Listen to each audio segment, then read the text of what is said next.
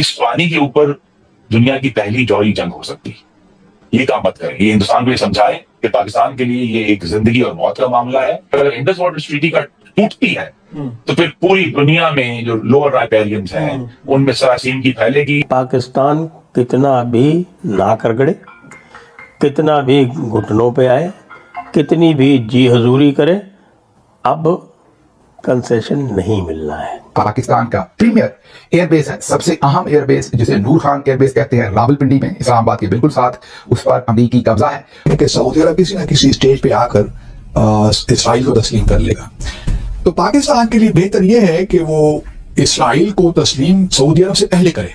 फायदा तो अभी है कि आप सऊदी अरब से पहले करें ताकि कुछ एडवांटेज आप ले सकें बाहर इसराइल से और अमेरिका से।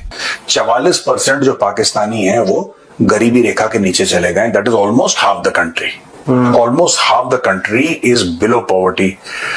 अच्छा, इन लोगों को कोई फर्क ही नहीं पड़ता। तो मोहन भगवत हैं जो आरएसएस के चीफ हैं, वो ये कहते हैं कि भारत में पैदा होने वाला हर शहरी जो है वो हिंदू है, भारत का हर सिटीजन जो है वो हिंदू है। इसका मतलब ये है कि भारत में कोई मुसलमान नहीं है, कोई क्रिश्चियन नहीं है, कोई सिख नहीं है, बल्कि सब हिंदू हैं। और आरएसएस जो है वो इन सब को कन्वर्ट करना चाहती है, इन सब को जबरदस्ती फोर्सफुली हिंदू बनाना चाहती है। दोस्तों, पाकिस्तानियों को सुनकर हंसी आती है।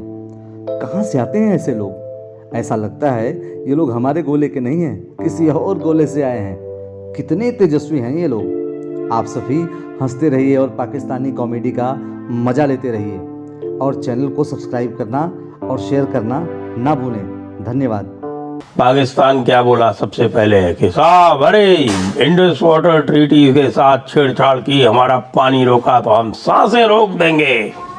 फिर बोला कि IWT का सस्पेंशन मतलब है एक्ट ऑफ वॉर। अब जानते हैं क्या हो रहा है? 4 चिट्ठियां लिख चुके हैं कि हुक्म हुजूर गरीब परवर, जैसे चाहें वैसे इसमें संशोधन के लिए वार्ता कर ले, हम तैयार हैं। गुस्ताखी हमारी माफ की जाए, हमसे बड़ी भारी गलती हो गई।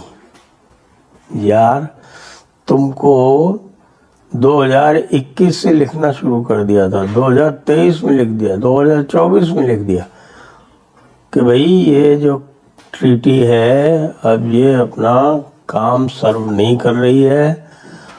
हमारे सारे के सारे बांध जो हैं वो भरे जा रहे हैं, उनकी डीसिल्टिंग नहीं हो पा रही है, उनमें पानी का जो भराव है, पानी की जो कैपेसिटी है वो कम होती जा रही है। आप इसका जो सिस्टम है वो ठीक करेंगे? नहीं, हम तो डीसिल्टिंग नहीं होने देंगे। जब भी डीसिल्टिंग करने की कोशिश करो, नहीं, डीसिल्टिंग नहीं होने देंगे। जब भी आप कोई बांध बनाने की कोशिश करो, अपना जो 3.6 MAF पानी जो हमें स्टोरेज अलाउड है ट्रीटी में, उसमें पंगे, हर चीज में पंगे। मतलब IWT एक अपर राइपेरियन की एक प्रिविलेज होती है। IWT Indus water treaty upper riparian की प्रिविलेज के रूप में होनी चाहिए थी, और उसको पाकिस्तान ऐसे इस्तेमाल कर रहा था जैसे कि वो पूरी तरह से भारत के ऊपर हुक्म चला रहा हो, भारत के ऊपर पूरी हुकूमत कर रहा हो। ये हाल हो गया था।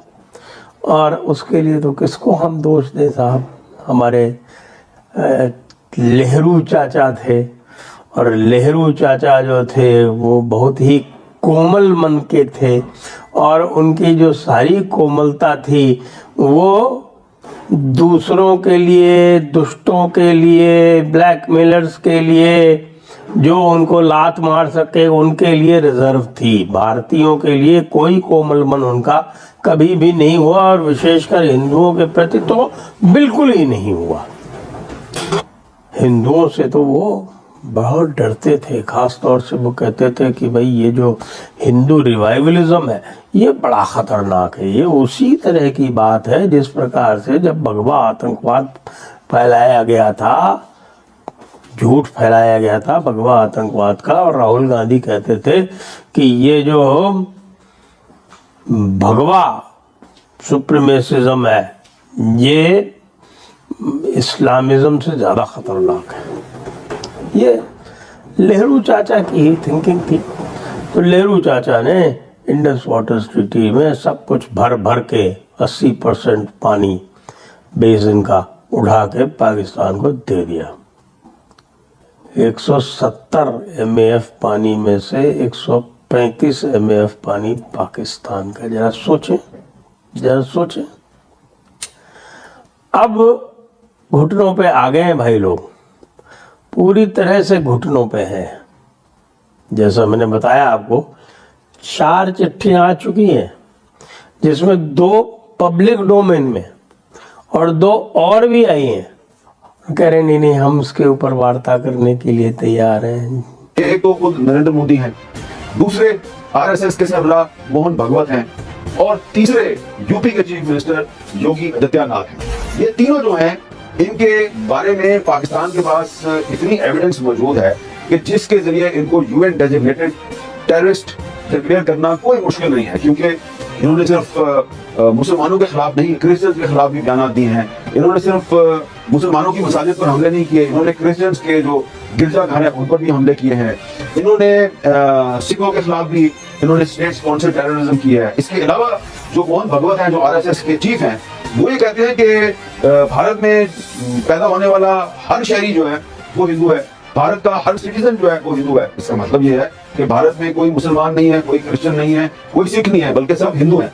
और आरएसएस जो है वो इन सबको कन्वर्ट करना चाहती है, इन सबको जबरदस्ती फोर्सफुली हिंदू बनाना चाहती है। और इनका जो मुस्लिम मज़हब के लोगों को फोर्सफुली हिंदू बनाने का जो प्रोग्राम है, उसका नाम है घर वापसी प्रोग्राम।